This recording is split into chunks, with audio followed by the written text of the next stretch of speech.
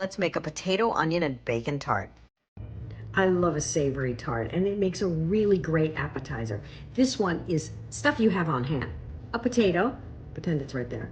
An onion, pretend it's right there. And bacon, it smells so good. Yeah, I mean, these are things you have on hand, right? The only other thing you need to have on hand, if you don't already have it on hand, is puff pastry. Now, let's make this easy, okay? I'm a big fan of the puff pastry I can get at Smart Funnel.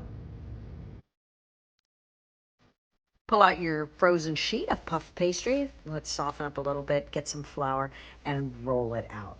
I like to make this as thin as possible because it's going to puff up, hence the name, puff pastry.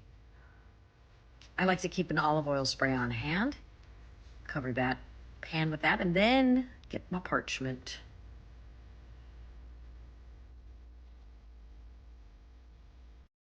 This recipe is adapted from my late husband Mark Peel's cookbook. In his, he had a cream, and it's fantastic, don't get me wrong, but it was 100 degrees the day I was making this, and it was the beginning of a 5-course meal. So I thought, well, let me make it a little lighter. Lay your rolled out parchment on the pan. Now, it can be rustique, a savory crostata, so to speak. Maybe there's a little edge, maybe there isn't. It's okay. Listen, I'm kind of a messy chef. My stuff tastes good. It's not always the prettiest, I'm not gonna lie.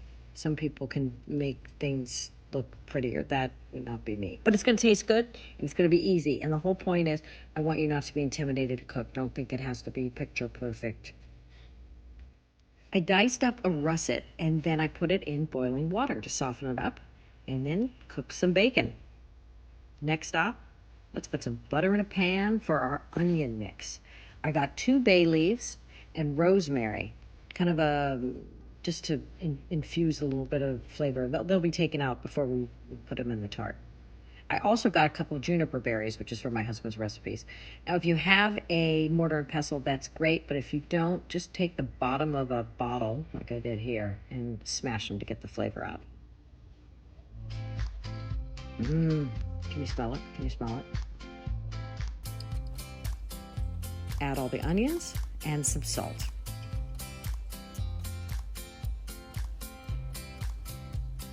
I'm going to add the potatoes.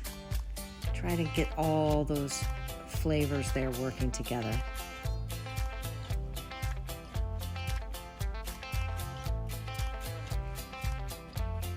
And now I'm going to dice up by hand my bacon.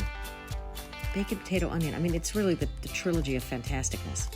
Any iteration of an Alsatian tart has my heart.